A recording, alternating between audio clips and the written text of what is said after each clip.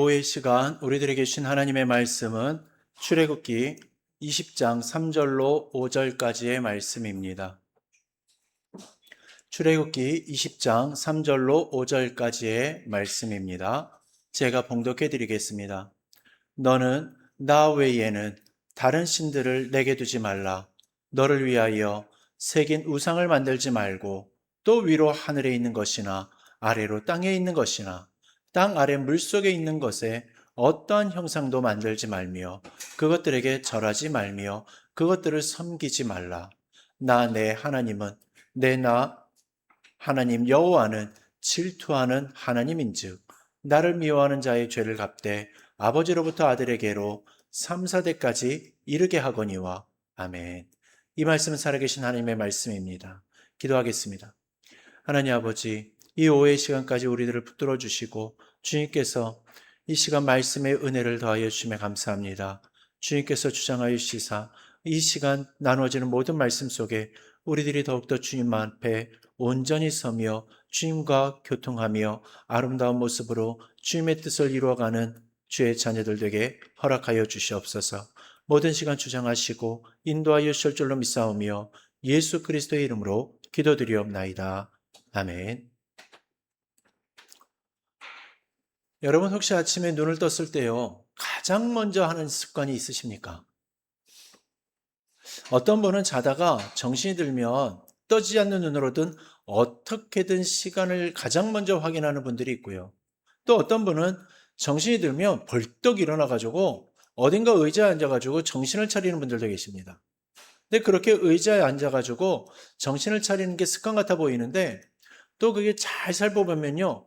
그분이 앉아있는 의자는 언제나 똑같은 의자이고 또 똑같은 자세로 그 의자에 앉아있을 때가 있다라는 겁니다.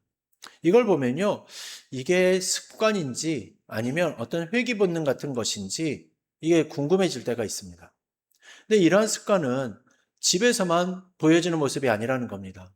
교회에서 예배드릴 때도 찾아볼 수가 있는 모습이죠. 여러분들께서 인지하고 계실지 모르겠지만 예배당에 오시면 늘 앉는 자리에만 앉으신다라는 겁니다. 그죠?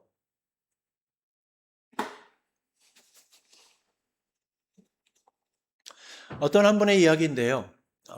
그분은 집에 있는 식탁에 앉을 때는 반드시 어떤 딱 고정된 한 의자에만 앉으셨답니다. 특별히 식사 자리가 정해진 것이 아닌데도 불구하고요. 다른 사람이 그분 앉는 자리에 앉으려 치면요. 꼭 자신이 앉아야 한다고 그 자리를 빼앗아 가지고 앉기까지 했다라는 겁니다. 그 모습이 너무 이상해 가지고 가족들이 물어봤답니다. 아니, 왜 그렇게 그 자리만 고집하냐고 말이죠. 그랬더니 이분이 하시는 대답이요. 그 의자가 우리 집에서 유일하게 삐걱거리지 않는 의자래 가지고 나는 앉았다라는 것이었습니다. 정말 어이가 없는 이유죠. 근데 여러분, 이 짧은 이야기 속에요. 오늘 우리가 나눌 말씀의 그림이 하나 숨어 있습니다. 사람은 누구나 자기도 모르게 자꾸 찾게 되어지는 자리가 있다는 겁니다. 몸이 앉는 자리만 그런 것이 아니고요. 우리 마음에도 그러한 자리가 있다는 거죠. 아침에 눈을 뜨면요. 제일 먼저 손이 가는 것, 마음이 불안할 때 저절로 찾게 되는 것, 그것이 없으면 하루가 왠지 허전하게 느껴지는 것, 그런 것이 우리들 마음 안에도 분명히 있는데 오늘 말씀이 바로 그 마음의 자리에 관한 이야기인 겁니다. 여러분, 오늘 본문이 있는 이 출애굽기 20장은요. 어떤 상황에서 주어진 말씀인지 아십니까? 이스라엘 백성이 애굽에서 400년이 넘는 긴 세월 동안 종살이를 하다가요. 마침내 하나님의 손에 이끌려서 출애굽한 지 애굽에서 떠나온 지 얼마 되지 않았을 때였습니다. 홍해를 건너고 나서 광야를 지나 시내산에 도착한 지 이제 얼마 되지 않은 시간이었던 거죠. 아마 두서너 달 정도 되었던 것 같습니다. 생각해 보십시오. 지금 출애굽한 이스라엘 백성들은요, 평생을 노예로 살아온 사람들입니다. 자기 뜻대로 살아본 적이 없는 사람들인 거죠. 그런 사람들에게 하나님께서 이제 자유를 주셨는데 그 자유를 주시자마자 가장 먼저 하신 말씀이 바로 오늘 본문인 겁니다. 너는 나 외에는 다른 신들을 내게 두지 말라. 너를 위하여 새긴 우상을 만들지 말고 그것들에게 절하지 말라. 왜 하나님께서는 해방시켜 주신 그 순간 가장 먼저 이 말씀을 주셨겠습니까? 그것은 이 백성이 애굽에서 나오긴 했지만 애굽에서 보고 배운 그 습관들이 여전히 몸에 배어 있었기 때문인 겁니다. 몸은 애굽을 떠났지만 마음의 자리는 아직 애굽에 남아 있을 수 있다는 것을 하나님께서는 누구보다도 잘 알고 계셨던 거죠. 여러분 아까 말씀드렸던 의자 이야기를 다시 한번 생각해 보십시오. 처음에는 그냥 편해서 앉은 자리였을 겁니다. 그런데 시간이 지나면서 어떻게 되었습니까? 이제는 그 자리가 아니면 안 되는 사람이 되어버린 겁니다. 다른 다리에 앉으라고 하면 불편해가지고 견디지 못하는 사람이 되어버린 거죠. 우리 마음도 똑같습니다. 처음에는 그냥 편해가지고 시작한 것이었을 겁니다.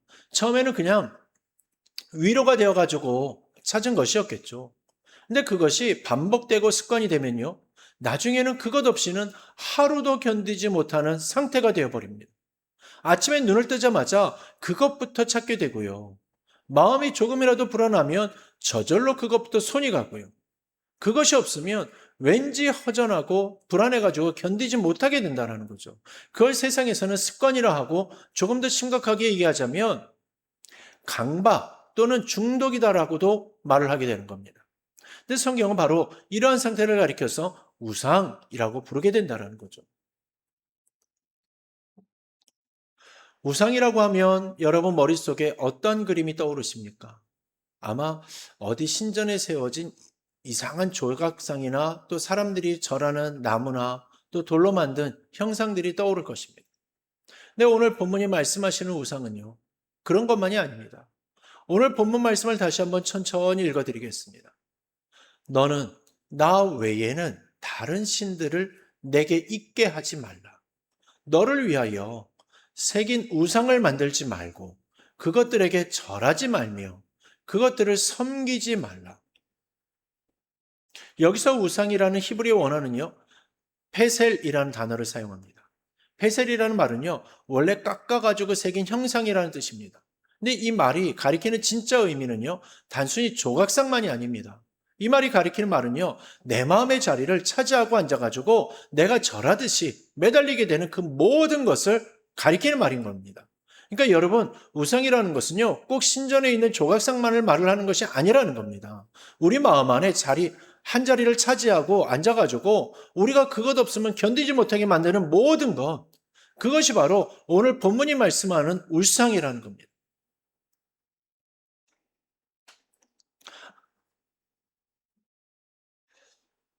여러분 아까 말씀드렸던 그 의자 말입니다. 처음에는 그냥 편했던 자리가 나중에는 내가 거기서 벗어나지 못하는 자리가 되어버리는 것처럼 우리 마음의 자리도 그렇게 조금씩 조금씩 어떤 대상에게 자리를 내어주다가 결국에는 그 대상이 없이는 하루도 살지 못하는 상태가 되어버리는 것입니다. 그것이 바로 우상이라는 거죠. 근데 여러분, 여기까지 듣고 나면 이런 생각이 드실 수 있을 것 같습니다. 나는 신전에 가서 절한 적도 없고 나무나 돌로 만든 형상을 앞에 무릎을 꿇은 적도 없는데 그럼 나와 상관없는 이야기 아닐까라는 생각 말이죠. 여러분들은 아침에 눈을 뜨면 제일 먼저 무엇을 찾으십니까? 또 마음이 답답하고 불안할 때 저절로 손이 가는 것이 무엇입니까? 그것이 없으면 하루가 왠지 허전하고 그것을 하지 않으면 잠이 오지 않을 정도로 습관이 되어버리는 것이 혹시나 있지 않습니까? 어떤 분에게는 그것이 텔레비전일 수도 있고요. 또 어떤 분에게는 그것이 걱정하는 습관일 수도 있습니다. 또 어떤 분에게는 핸드폰, 스마트폰, 게임 이런 것들이 있을 수 있죠. 또 자려고 누워도요. 자꾸 걱정거리를 떠올리고 또 떠올리면서요. 그 걱정을 손에서 놓지 못하는 경우도 있을 겁니다. 또 어떤 분에게는 그것이 다른 사람과 비교하는 마음일 수도 있을 겁니다. 나는 왜 저 사람만큼 안 될까? 나는 왜 이렇게 힘들게 살까? 그 비교하는 마음을 놓지 못하고 하루 종일 붙들고 사는 것이죠. 또 어떤 분에게는 그것이 음식일 수도 있습니다. 또 어떤 분에게는 그것이요, 과거의 아픈 기억일 수도 있을 겁니다. 여러분 잘 한번 생각해 보십시오. 여러분 이런 것들이 신전에 세워진 조각상은 아니지만요. 성경이 말하는 우상과 똑같은 자리에 앉아 있는 것들입니다. 왜냐하면 이런 것들이 지금 우리 마음의 자리를 차지하고 앉아 있으면서 우리로 하여금 그것 없이는 견디지 못하게 만들고 있기 때문인 겁니다. 저도 제 마음 안에 그러한 자리가 있었습니다. 지금도 여러 가지를 찾아볼 수가 있겠지만 주님을 인격적으로 만나기 전후를 기준으로 해서 찾아보자면 저에게는 음악이 우상이었다라고도 말을 할 수 있을 것 같습니다. 이처럼 사랑은요, 누구나 그 자리를 비워두지 못합니다. 반드시 무언가로 그 자리를 채워주게 되어 있죠. 문제는 그 자리를 무엇으로 채우느냐입니다. 오늘 본문에서 하나님께서 이스라엘 백성에게 하신 말씀을 다시 한번 생각해 보십시오. 너는 나 외에는 다른 신들을 내게 있게 하지 말라. 이 말씀은 단순히 다른 신을 섬기지 말라는 명령이 아닙니다. 이 말씀의 의미는요, 내 마음의 그 자리는 오직 나만을 위한 자리로 남겨두라는 하나님의 간절한 부탁이었습니다. 그 자리는 원래 하나님만이 앉으실 수 있도록 하나님께서 우리를 지으실 때부터 마련해 두신 자리였기 때문인 겁니다. 여러분 또다시 그 의자 이야기로 한번 돌아가 보겠습니다. 그분이 그 의자만 고집하신 이유가 무엇이었습니까? 삐걱거리지 않아서였죠. 자신의 신경을 건드리는 그 불편함이 없어서였던 겁니다. 근데 여러분, 한번 생각해 보십시오. 만약 그분에게 그 의자보다 훨씬 더 편안하고 훨씬 더 좋은 의자가 생긴다라면 어떻게 되겠습니까? 아마도 더 이상 그 예전의 의자만 고집하지 않게 될 겁니다. 왜냐하면 더 좋은 것을 알게 되었기 때문이죠. 우리의 마음의 자리도 똑같은 겁니다. 우리가 그 자리를 무언가로 채우고 있었던 이유는 그것이 우리에게 위로가 되고 안정이 되어져 주었기 때문입니다. 그런데 여러분, 그 위로와 안정이라는 것이 사실은 아주 잠깐뿐이라는 것을 우리는 이미 압니다. 텔레비전을 보고 그 순간에는 편하지만 끄고 나면 다시금 허전하고요. 걱정을 붙들고 있어도 걱정은 줄어들지 않는다는 거죠. 오히려 마음만 더 지치게 될 뿐입니다. 또한 비교하는 마음을 붙들고 있어도 내 삶이 나아지는 것은 하나도 없습니다. 그 자리를 채웠던 것들은 결국 우리를 완전히 채워주지 못한 것들 뿐인 겁니다. 게임도 마찬가지고, 스마트폰도 마찬가지죠. 그 손에 들고 있을 때는 만족감이 있지만, 손에 놓고 나면 어떡합니까? 허탈감만이 남죠. 그런데 여러분, 오늘 본문이 있는 출애굽기로 다시금 돌아가 보겠습니다. 하나님께서 이스라엘 백성에게 다른 신을 두지 말라고 말씀하신 것은요, 단순히 규칙을 지키라는 명령이 아니었습니다. 그 말씀 바로 앞에 하나님께서 무엇이라고 먼저 말씀하셨는지 아십니까? 나는 너를 애굽 땅 종되었던 집에서 인도하여 낸 내 하나님 여호와니라 라는 말씀이었습니다. 그러니까 하나님께서는 명령을 하시기 전에 먼저 당신이 어떤 분이신지를 말씀하신 겁니다. 너를 종살이에서 건져낸 것이 바로 나다.